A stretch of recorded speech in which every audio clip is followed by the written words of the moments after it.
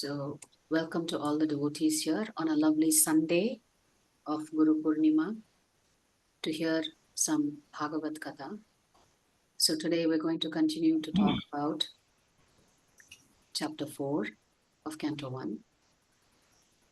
And towards the end of this chapter, Narada Muni is going to appear in the life of his student, Srila Vyasadeva. But just to recap, since we finished 13 shlokas last time, we'll just quickly read through the English translations before we begin today's. So this particular chapter begins with Vyasadeva saying, on hearing Suta Goswami speak thus, Shaunaka Muni, who was the elderly learned leader of all the rishis, engaged in that prolonged sacrificial ceremony, congratulated Suta Goswami by addressing him as follows. Shaunaka said, O Suta Goswami, you are the most fortunate and respected of all those who can speak and recite. Please relate the pious message of Srimad Bhagavatam, which was spoken by the great and powerful sage Shukadeva Goswami. In what period and at what place was this first begun?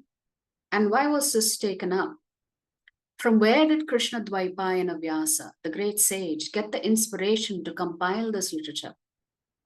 His, Vyasadeva's son, was a great devotee, an equibalanced monist, whose mind was always concentrated in monism. He was transcendental to mundane activities, but being unexposed, he appeared like an ignorant person. While Sri Vyasadeva was following his son, beautiful young damsels who were bathing naked covered their bodies with cloth, although Sri Vyasadeva himself was not naked. But they had not done so when his son had passed. The sage inquired about this, and the young ladies replied that his son was purified, and when looking at them, made no distinction between male and female. But the sage made such distinction. How was he, Srila Shukadeva, the son of Vyasa, recognized by the citizens when he entered the city of Hastinapura, now Delhi, after wandering in the provinces of Kuru and Jangala, appearing like a madman, dumb and retarded? How did it so happen that King Parikshit met this great sage, making it possible for this great transcendental essence of the Vedas, Bhagavatam, to be sung to him? He, Shukadeva Goswami, was accustomed to stay at the door of a householder only long enough for a cow to be milked. And he did this just to sanctify the residence. It is said that Maharaj Parikshit is a great first-class devotee of the Lord, and that his birth and activities are all wonderful. Please tell us about him. He was a great emperor and possessed all the opulences of his acquired kingdom. He was so exalted that he was increasing the prestige of the Pandu dynasty. Why did he give up everything to sit down on the bank of the Ganges and fast until death? He was such a great emperor that all his enemies would come and bow down at his feet and surrender all their wealth for their own benefit.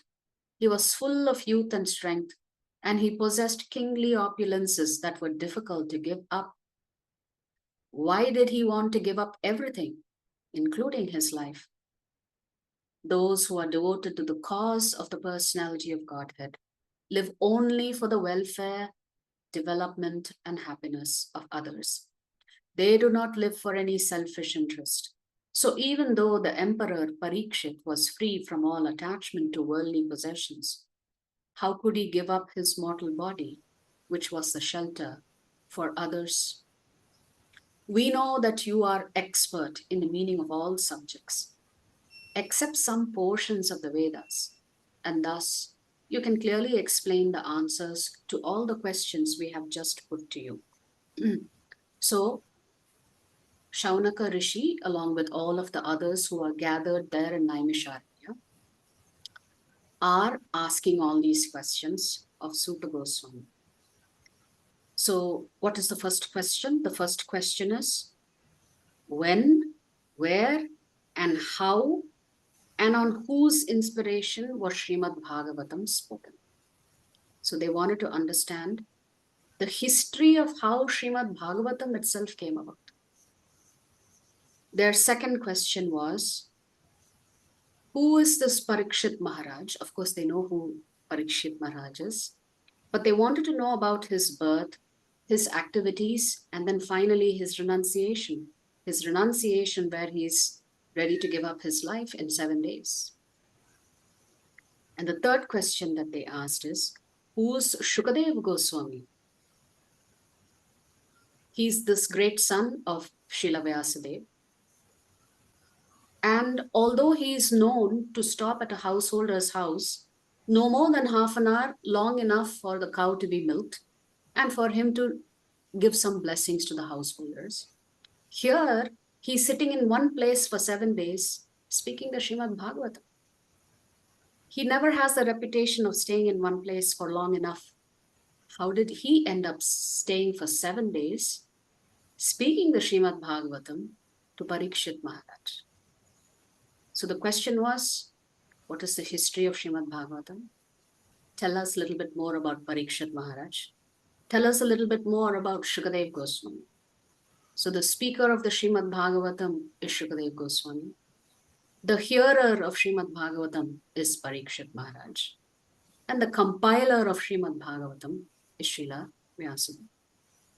Now, these questions that we covered so far are answered in the rest of this chapter all the way up to the end of Canto 1.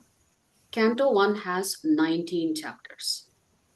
We are only in the 4th chapter.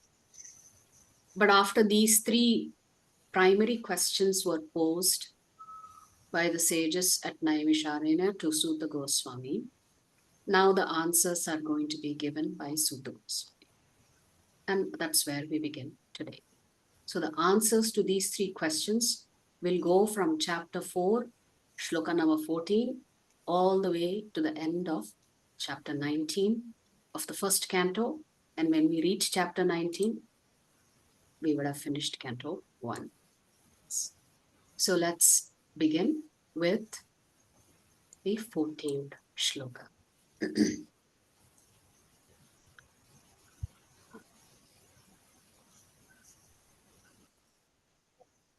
Suta uvacha Suta uvacha dvapare samanuprapte Dvapare samanuprapte tritiye yuga paryaye Tritiye yuga paryaye jataf parasharad yogi Jataf parasharad yogi vasavyam kalaya hare.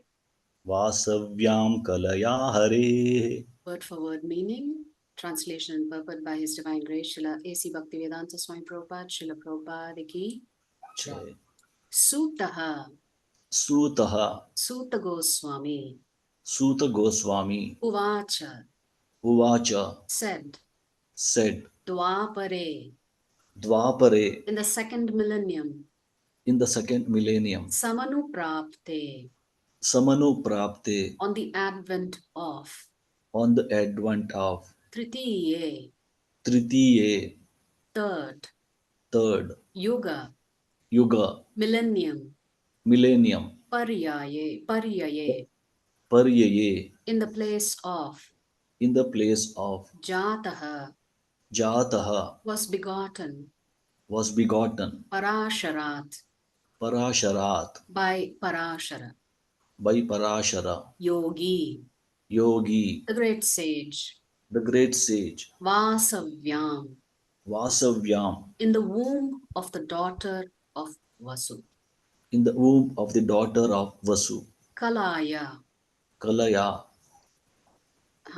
Kalaya, in the plenary portion, in the plenary portion Harehe, Arehe of the personality of Godhead. of the personality of Godhead. Translation, Suta Goswami said, Suta Goswami said, when the 2nd millennium when the 2nd millennium overlapped the 3rd, overlapped the 3rd, The great sage Vyasadeva the great sage Vyasadeva was born to Parashara was born to Parashara in the womb of Satyavati, in the womb of Satyavati, the daughter of Vasu.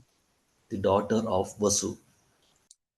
So, to the question, what is the context behind which the Srimad Bhagavatam was compiled? By whom?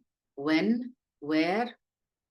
For that, the answer begins here in Shloka 14, and the answers will continue all the way to chapter 7, Shloka number 11.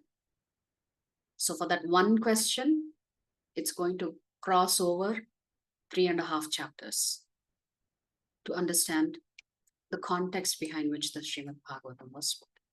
So here, Suta Goswami is talking about when was Vyasadeva born. Actually, it is fascinating because today is Guru Purnima. And I was listening to a lecture by Srila Prabhupada, and he says that Guru Purnima is actually the appearance day of Srila Vyasadeva. In other words, today is the Tithi on which Vyasadeva was born. So when the second millennium was ending and the third millennium had begun, which means Vyasadeva was born at that conjunction of Treta Yuga and Dwapara. And who was he born to? To Parashara. And who was his mother? Satyavati, the daughter of Vasu. So Prabhupada writes, there is a chronological order of the 4 millenniums, namely Satya, Dwapara, Treta, and Kali. But sometimes there is overlapping. During the regime of Vaivasvata Manu, there was an overlapping of the 28th round of the 4 millenniums, and the 3rd millennium appeared prior to the 2nd. In that particular millennium, Lord Sri Krishna also descends. Lord Krishna comes once in the day of Lord Brahma. That means Lord Brahma gets darshan of Krishna once a day. It's like as if we are going to the temple once a day to take darshan. So Brahma also gets to see the Lord once in his day. Except one day of Brahma is 1000 Chaturyugas. In one day of Brahma, there are 14 Manus who come and go. And each Manu lifetime is 71 Chaturyugas. So there was a very specific accounting of when actually Srila Vyasadeva appeared. And when actually this overlapping of Treta Yuga and Dwapara Yuga happens. And when that overlap happens, that is when Lord Krishna appears in Brahma's day. So in that particular millennium, Lord Sri Krishna also descends. And because of this, there was some particular alteration. The mother of the great sage was Satyavati, the daughter of the Vasu, fisherman. And the father was the great Parashara Muni. That is the history of Vyasadeva's birth. Every millennium is divided into 3 periods. And each period is called a Sandhya. Vyasadeva appeared in the 3rd Sandhya of that particular age. So how do you understand that every millennium is divided into 3 Sandhyas? The first Sandhya is the first 10% of that millennium. The second Sandhya is 80% of that millennium. And the 3rd Sandhya is the remaining 10% of that particular millennium. So it's 10, 80, 10. That means Vyasadeva appeared in the 3rd Sandhya, the last 10% of the remaining years in that particular millennium. Now, as I was mentioning, I was listening to Prabhupada's lecture on Guru Purnima. And Prabhupada explains that although there was not a formal marriage between Parashara Muni and Satyavati, the semen was injected into Satyavati's womb while she still maintained her virginity. Later on, of course, she gets married to King Shantanu. So through this process, Vyasadeva was born. That means out of wedlock. So Prabhupada explains that in different ages, it was very rare for a woman to have a child out of wedlock. But there are instances of this in our scriptures, but it is very rare. In this case, there was no wedding at all. They were not husband and wife. But a child was produced. And this child, Vyasadeva, is the literary incarnation of the Lord. So that brings us to shloka number 15. Sakadachit sarasvatya Sakadachit sarasvatya upasprishya jalam shuchihi upasprishya jalam shuchihi vivikta eka asina vivikta eka asina udite ravi mandale udite ravi mandale saha saha he kadachit kadachit once sarasvatyaha sarasvatyaha on the bank of the Saraswati on the bank of the Saraswati upasprishya upasprishya after finishing morning ablutions after finishing morning ablutions jalam jalam water water shuchihi shuchihi being purified being purified vivikte vivikte concentration concentration ekaha ekaha alone alone asinaha asinaha being thus seated being thus seated udite udite on the rise on the rise ravi mandale ravi mandale on the sun disk of the sun on- disk. of the sun disk. Translation. Once upon a time, Once upon a time he, Vyasadeva, he Vyasadeva as the sun rose, as the sun rose took his morning ablution took his morning ablution in the waters of the Saraswati in the waters of the Saraswati and sat alone to concentrate. and sat alone to concentrate. Prabhupada writes in the purport, the river Saraswati is flowing in Badrikashrama area of the Himalayas. So the place indicated here is Shamya Prasa in Badrikashrama, where Sri Vyasadeva is residing. So when you sit down to meditate, Srila Vyasadeva is going to be able to see the past and going to be able to see the future. And that brings the topic of what Vyasadeva is looking into the future and the fear that he has for what's about to come out. That brings us to shloka number 16. Paravarajñah sarishihi Paravaragnaः sa rishiः kalena vyaktaram hasa kalena vyaktaram hasa yuga dharma vyatikaram yugadharma vyatikaram praptam bhuvi yuge yuge. praptam bhuvi yuge yuge Para avara, para avara past and future. past and future. Nyaha, Jnaha, one who knows. one who knows. Saha, Saha, he. he. Rishihi, Rishihi, Vyasadeva. Vyasadeva. Kalena, Kalena, by time. by time. Avyakta, Avyakta, unmanifested. unmanifested. Ramhasa, Ramhasa, by great force. by great force. Yuga dharma, Yuga dharma, acts in terms of the millennium. acts in terms of the millennium. Vyatikaram, Vyatikaram, anomalies. anomalies. Praptam, Praptam, having accrued. having accrued. Bhuvi, Bhuvi, on the earth.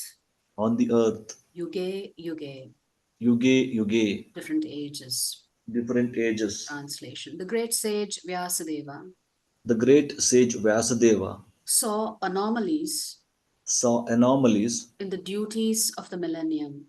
in the duties of the millennium. This happens on the earth This happens on the earth in different ages in different ages due to the unseen force of time.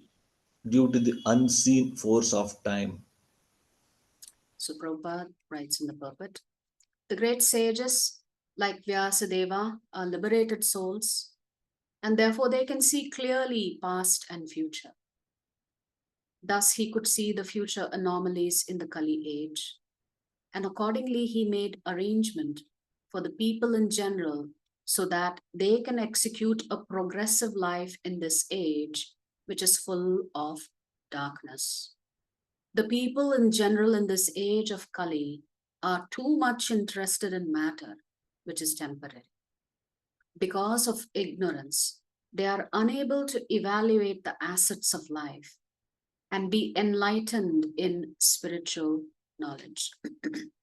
That means Vyasadeva could see into the future, and he could see that this age of Kali was going to be very, very difficult for the human beings. They are too preoccupied with material things and have very little time for spirituality.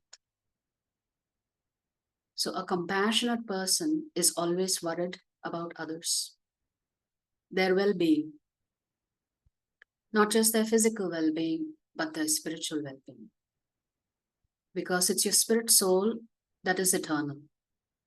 Your body is not eternal. So Vyasadeva was worried about the degradation of human beings in the age of Kali. And what does he see in the age of Kali?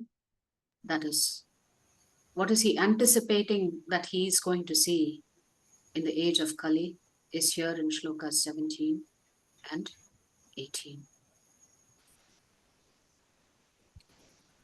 Bhautikānām ca bhāvānām Bhautikānām cha bhavanām shaktihrāsam ca tatkritam shaktirasam cha tat kritam ashraddhānān nissattvan ashraddadānā nissattvān durmedhān hrasitāyushah dhurmedhān rasitāyushah durbhagamscha janan vikshya durbhagamscha janān vikshya munirdivyena chakshusha munirdivyena chakshusha sarvavarnashramanam yad sarvavarnāśramanām yad dadhyau hitam amoghadrika.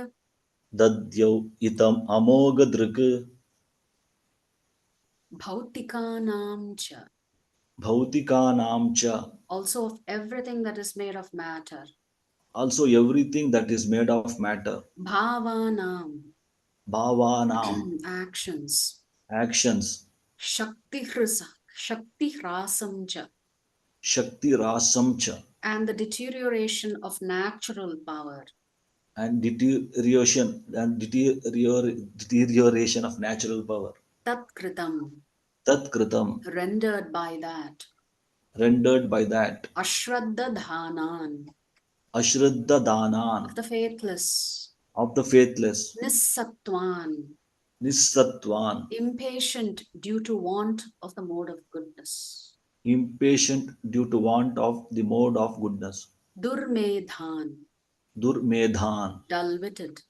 dull-witted. Hrasita, Rasita, reduced. reduced. Ayushaha, Ayushaha, of duration of life.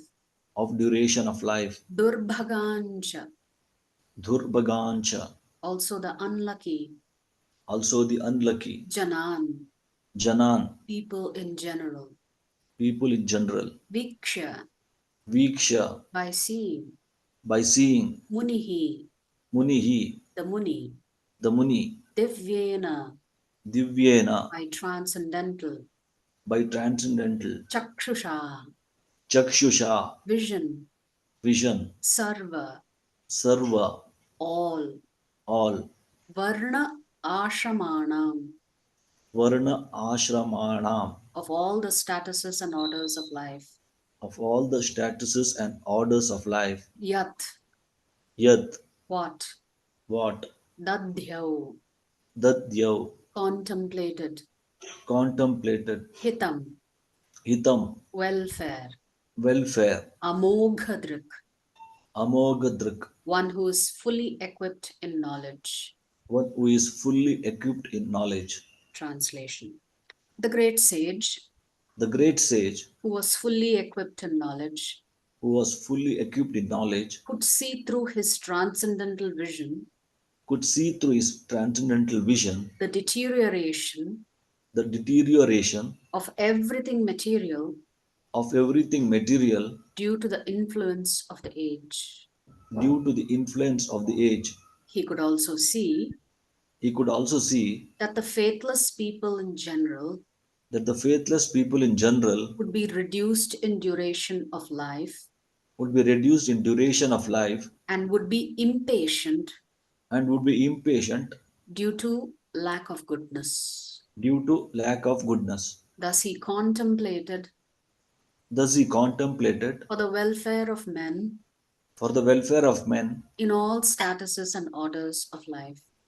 in all statuses and orders of life. So Prabhupada writes, the unmanifested forces of time are so powerful that they reduce all matter to oblivion in due course. So it's not a surprise that human beings are destroying Prakriti. We are destroying Mother Nature because of our greed. In Kali Yuga, the last millennium of around 4 millenniums, that means 1 millennium is 1 yuga. 4 millenniums is 4 yugas.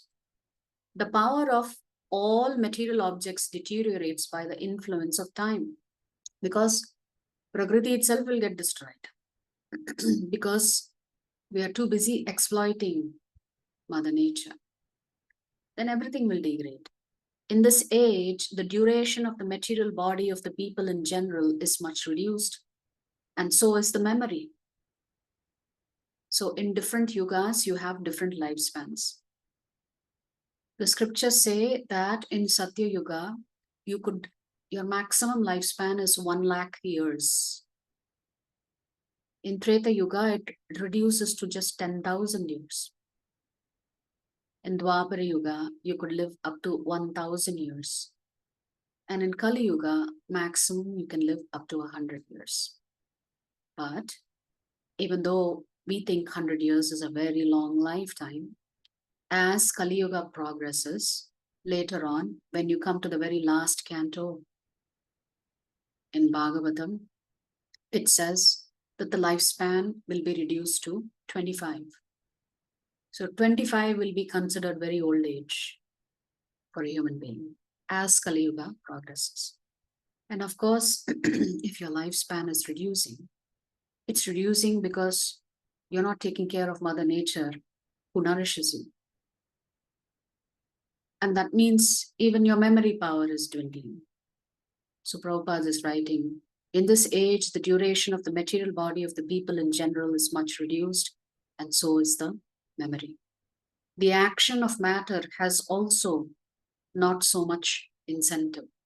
The land does not produce food grains in the same proportions as it did in other ages. So because we are using so many chemicals and we are mass producing vegetables, fruits, grains, and exporting it all over the place where it doesn't grow, then the soil will degrade. So the more you try to grow on a mass scale, the less is produced. So the effort becomes more, but the production becomes less. That's just the land. The cow does not give as much milk as it used to give formerly. That means even cows will stop giving milk because the quality of their food is also being impacted. The production of vegetables and fruits is less than before. So much so that by the end of Kali Yuga, there will be no fruits, there will be no vegetables. There will only be seeds with skin. As such, all living beings, both men and animals, do not have sumptuous, nourishing food. Due to want of so many necessities of life, naturally the duration of life is reduced. The memory is short, intelligence is meager, mutual dealings are full of hypocrisy, and so on. That means, as it is, Kali Yuga is difficult, but we make our lives even more difficult because we're not able to manage ourselves. And if you're not able to manage yourself, how can you have healthy relationships with others? Therefore, this Kali Yuga is called the Iron Age, the age of quarrel and hypocrisy. Over smallest things, human beings, societies, communities, nations will fight each other over the smallest of things. And we will always claim that we are right, and we will always claim that the other person is wrong. So hypocrisy will be predominant in Kali Yuga, which means there is no trust in relationships. The great sage Vyasadeva could see this by his transcendental vision. As an astrologer can see the future fate of a man, or an astronomer can foretell the solar and lunar eclipses, those liberated souls who can see through the scriptures can foretell the future of all mankind. So Vyasadeva was such a personality. He could see into the future. They can see this due to their sharp vision of spiritual attainment.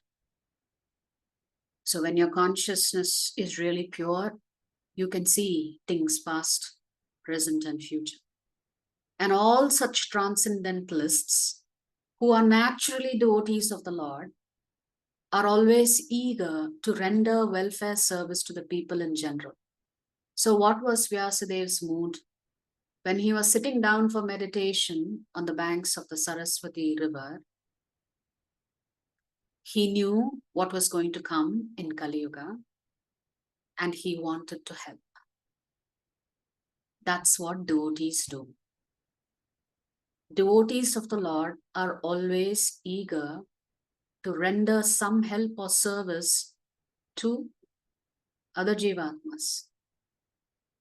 Therefore, devotees are your real friends. They are the real friends of the people in general, not the so-called public leaders who are unable to see what is going to happen 5 minutes ahead. Can politicians predict what's going to happen in the future? They need AI to help them with that. In this age, the people in general, as well as their so-called leaders, are all unlucky fellows, faithless in spiritual knowledge, and influenced by the age of Kali. So Prabhupada is writing, naturally when there is so much greed, even the people that we elect are useless. They lack in spiritual knowledge and they are influenced by their baser instincts. They are always disturbed by various diseases. So Kali Yuga means an age of newer and newer diseases that you've never heard of. For example, in the present age, there are so many TB patients and TB hospitals. But formerly this was not so, because the time was not so unfavorable. Now Prabhupada is writing this in the 70s. So TB would have been very prevalent then. I hear it is making a comeback. The unfortunate men of this age are always reluctant to give a reception to the transcendentalists who are representatives of Srila Vyasadeva, and selfless workers always busy in planning something which may help everyone in all statuses and orders of life. Essentially, Prabhupada is saying, in this age of Kali, people do not honor, favor, welcome, hear sadhus, who have nothing but the best interests in their hearts for you. So we don't welcome sadhus into our life. That is our misfortune. The greatest philanthropists are those transcendentalists who represent the mission of Vyasa, Narada, Madhva, Chaitanya, Rupa, Saraswati, etc. So all these great sages, great personalities, their only interest is, how can I help the fallen Jivatma? So their mood is all the same. They may approach it differently on how to rescue the Jivatmas, but they are single-minded in their goal. They want to help the Jivatmas. But unfortunately, in the Kali Yuga, Jivatmas are not ready to hear because we're too busy with our personal lives. The personalities may be different, but the aim of the mission is one and the same, namely to deliver the fallen souls back home, back to Godhead. So all the great sages and saints that come, they come to uplift you. They come to let you know that you need to go back home, back where you came from originally, where the Supreme Lord is. That's your original home. Therefore, personalities like Srila Prabhupada, at the advanced age of 70, they could have retired in Vrindavan and led a very happy, peaceful life. But they take on so many difficulties, so many struggles, just because they have intense desire to rescue the Jivatmas. Even though the Jivatmas do not know that they are suffering, somehow or the other, they have to wake them up and tell them, you are suffering, don't you know? And I'm going to give you the path by which you can end this suffering. What is that ultimate suffering? The ultimate suffering is the cycle of repeated birth and death. That brings us to shloka number 19. Chaturhotram karma shuddham Chaturhotram karma shuddham prajnanam vikshya vaidikam prajnanam viksha vaidikam vyadadhat yajna santatyai vyadaddadyagna santatyai vedam ekam chaturvidham. vedam ekam chaturvidham Chatuhu, chatuhu four. four Hotram, hotram sacrificial fires. sacrificial fires Karma shuddham, karma shuddham purification of work. purification of work Prajanam, prajanam of the people in general. of the people in general Vikshya, viksha after seeing. after seeing Vaidikam, vaidikam according to Vedic rites. according to Vedic rites Vyadadhat, vedadhat made into. made into Yajna, yajna sacrifice.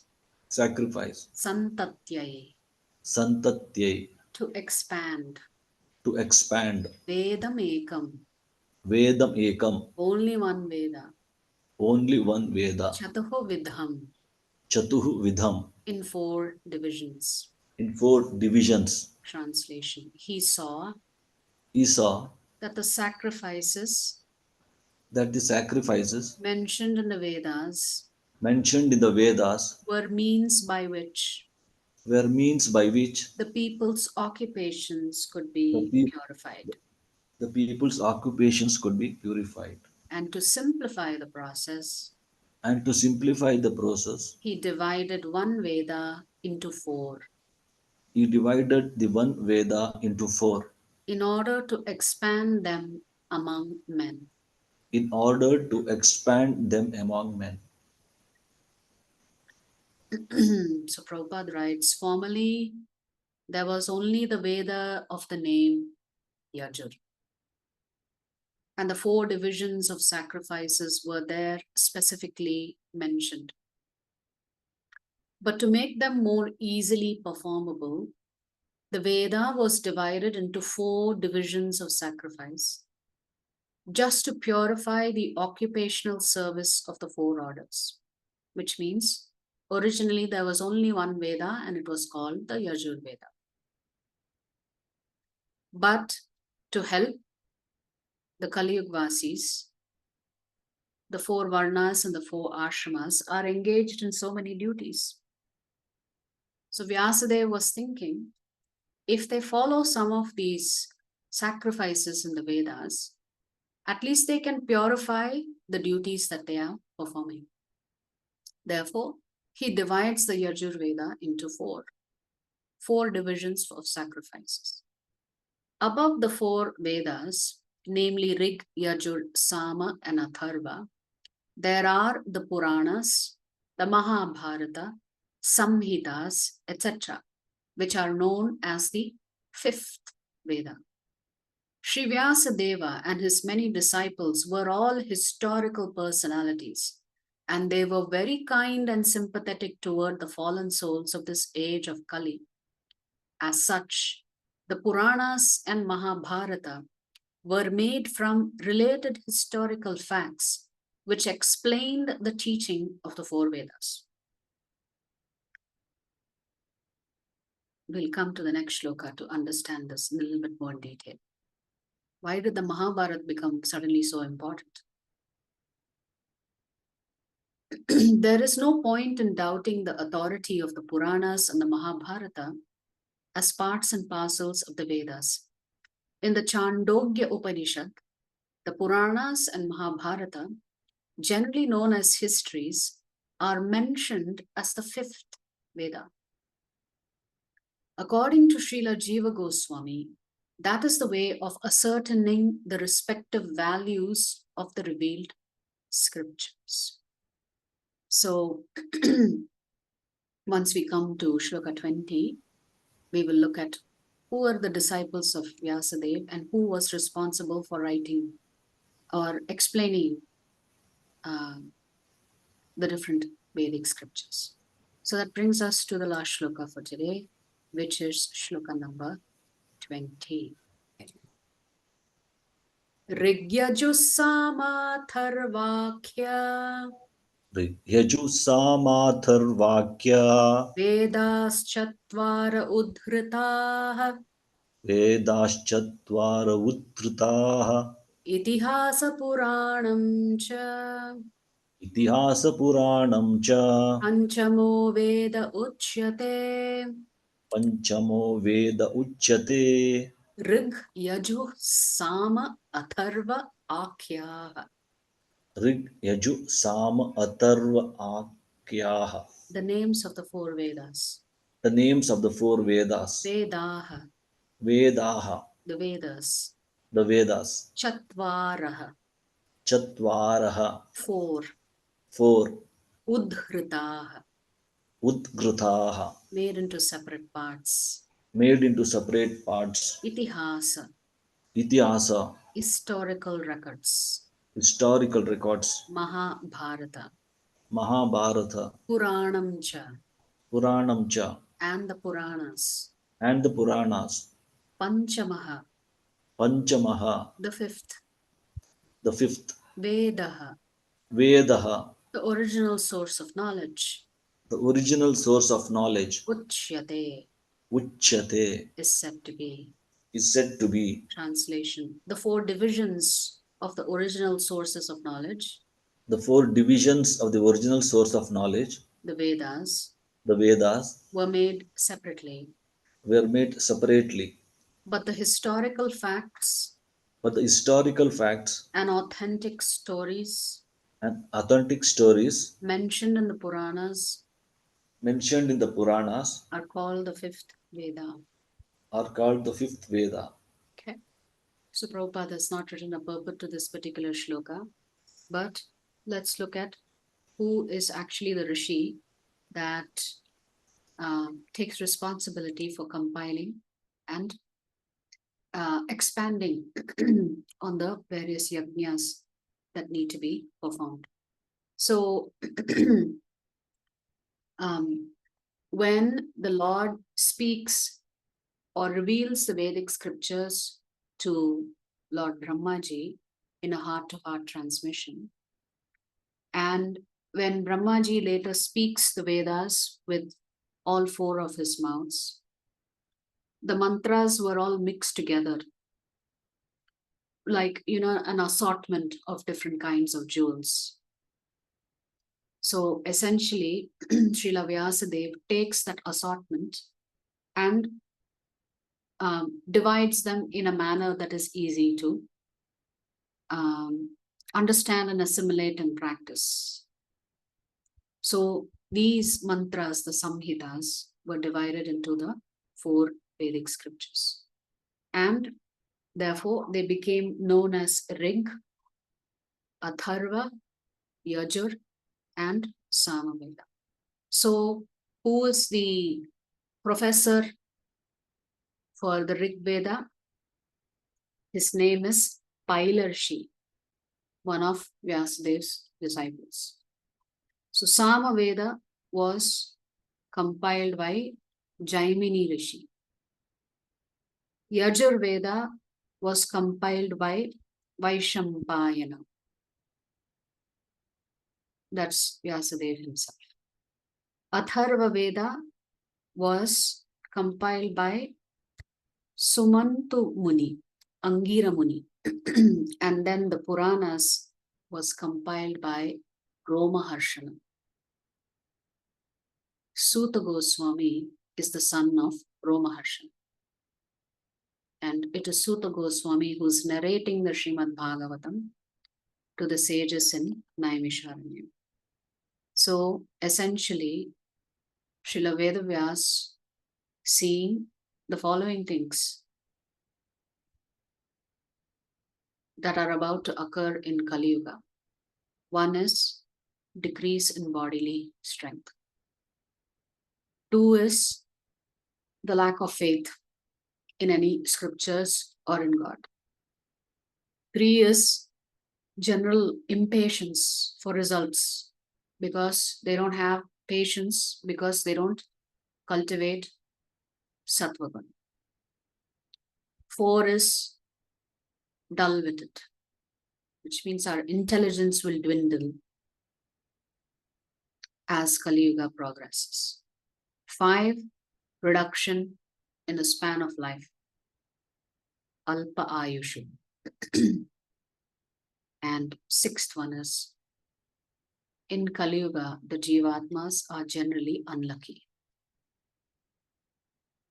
So he was seeing these 6 symptoms of Kali Yuga that are about to come and feeling great compassion for the residents of Kali Yuga, since Kali Yuga will last for 432,000 years and it's only about 5,150 years that have passed of that 432,000. So Vyasadeva decides, I need to simplify things for the human beings in Kali Yuga, because 1 is they will not have a long life. 2, their intelligence will reduce, their physical strength will reduce. They will be very impatient for results. They will be unlucky. They will not have good memory. So I really have to simplify things for the people in Kali Yuga. Otherwise, they will struggle to understand how to break this cycle of birth and death. Having said that, not many of us, including the so-called Brahmanas today, actually understand the Vedic scriptures. Therefore, even Mahabharata and the Puranas are compiled to help those who are not cultivating Brahmanical qualities. So for simpler people, like the lower class, maybe women, others who may not have high levels of intelligence, the Mahabharata and the Puranas were considered to be sufficient to help guide us back to the Supreme. So we have another 13 shlokas to go in the 4th chapter. As we said, the history of the Bhagavatam is being covered now. So the history has begun with Vyasadeva meditating on the banks of the river Saraswati and seeing way into the future and thinking, I need to do something. I need to help the Kali Yuga Vasis. And therefore, he makes the decision to split the Yajurveda into other parts. Because without that delineation, it would be too complicated for the Kali Yuga Vasis. So we will come to the section where there is a description of how Vyasadeva actually splits this up. And then finally, after doing all of this monumental work, because he's feeling such compassion, now if you think you're ready to help others and you feel you've done something monumental, you should feel quite satisfied. But that's not how Vyasadeva feels after he's done this. He feels quite morose. And when he feels morose, his spiritual master appears to shake him up. Tell him, the reason you're feeling morose is you've only divided all of the scriptures to help the Jivatmas lead a better material life. Okay, you've also spoken about the Upanishads, also speak about spirituality. The reason you're feeling so morose is that you have not glorified Krishna. And therefore, to glorify Krishna, you have to compile the Srimad Bhagavatam. So therefore, the Srimad Bhagavatam, Prabhupada repeatedly says, is the natural commentary on the Vedas. So for those of us who have less intelligence, very weak memory, a short lifespan, we need not worry about studying the Vedic scriptures. Simply by studying Bhagavad Gita and Srimad Bhagavatam, we can attain the same result that other rishis may have attained in other yugas. Hence, the Bhagavatam actually takes birth. Because the Guru comes and tells his student, you have not done everything you could for the Kali Yuga Vasis. One thing you have forgotten. You have forgotten to speak about the Supreme Lord and his pastimes. When the Kali Yuga Vasis hear about the Supreme Lord and his pastimes in his various avatars, that's going to bring them so much joy. It's going to help them connect to the Supreme Lord. And on this day of Guru Purnima, we can understand how important the relationship is between Guru and Shishya. A disciple will always follow the instructions of his or her Guru. Our only attachment should be to the instructions of Guru. The best way we can glorify our Guru, Prabhupada says, is by following his instructions. That is a sign of a great disciple or a devotee.